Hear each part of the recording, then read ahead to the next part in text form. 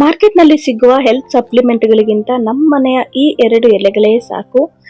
ನುಗ್ಗೆ ಸೊಪ್ಪು ಮತ್ತೆ ಕರ್ಬೇವಿನಿಂದ ಮಾಡುವ ಈ ಚಟ್ನಿ ಪುಡಿ ರುಚಿಯು ಸೂಪರ್, ಆರೋಗ್ಯಕ್ಕೂ ತುಂಬಾನೇ ಒಳ್ಳೆಯದು. ಹಾಯ್ ಎಲ್ಲರಿಗೂ ನಮಸ್ಕಾರ, welcome back to my channel.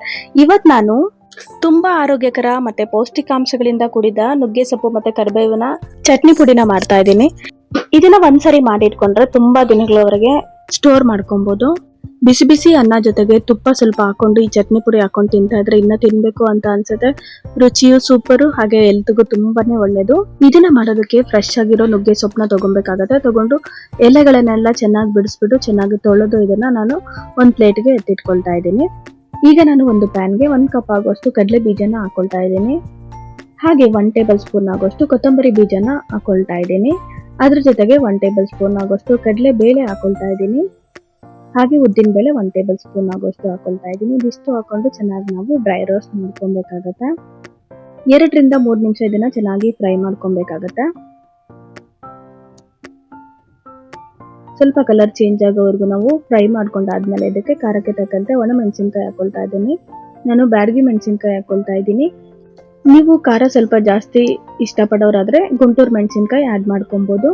ಇದಿಷ್ಟನ್ನು ರೋಸ್ಟ್ ಮಾಡ್ಕೊಂಡು ನಾನು ಇದನ್ನ ತಣ್ಣಗಾಗಕ್ಕೆ ಎತ್ತಿಟ್ಕೊಳ್ತಾ ಇದ್ದೀನಿ. ಇದ್ರ ಜೊತೆಗೆ ಸ್ವಲ್ಪ ಬೆಳ್ಳುಳ್ಳಿ ಕೂಡ ಆಡ್ ಮಾಡ್ಕೊಂಡು ಫ್ರೈ ಮಾಡ್ಕೊಂಡ್ರೆ ಫ್ಲೇವರ್ ತುಂಬಾನೇ ಚೆನ್ನಾಗಿರುತ್ತೆ.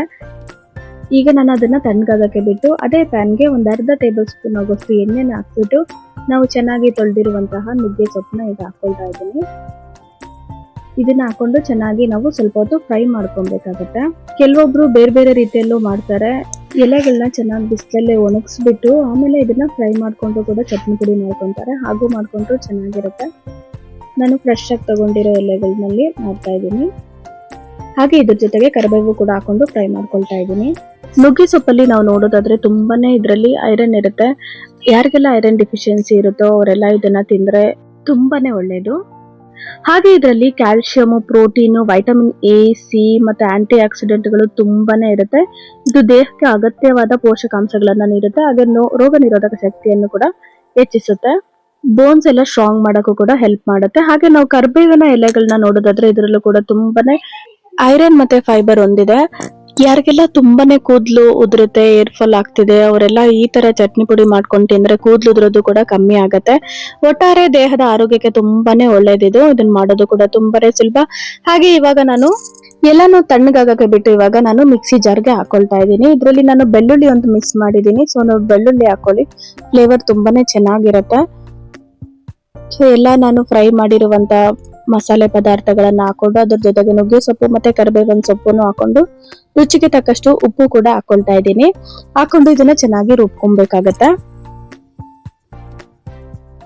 ನೋಡಿ, ರುಬ್ಕೊಂಡ್ಮೇಲೆ ಈ ತರ ನಮ್ಗೆ ಚಟ್ನಿ ಪುಡಿ ರೆಡಿ ಆಗತ್ತೆ. ಇದನ್ನ ಬಿಸಿ ಬಿಸಿ ಅನ್ನದ ಜೊತೆಗೆ ಸ್ವಲ್ಪ ತುಪ್ಪ ಹಾಕೊಂಡು ಈ ತರ ಚಟ್ನಿ ಪುಡಿ ಹಾಕೊಂಡು ತಿಂತಾ ಇದ್ರೆ ನಮ್ಗೆ ಬೇರೆ ಏನು ಬೇಡ, ಅಷ್ಟು ರುಚಿಯಾಗಿರುತ್ತೆ.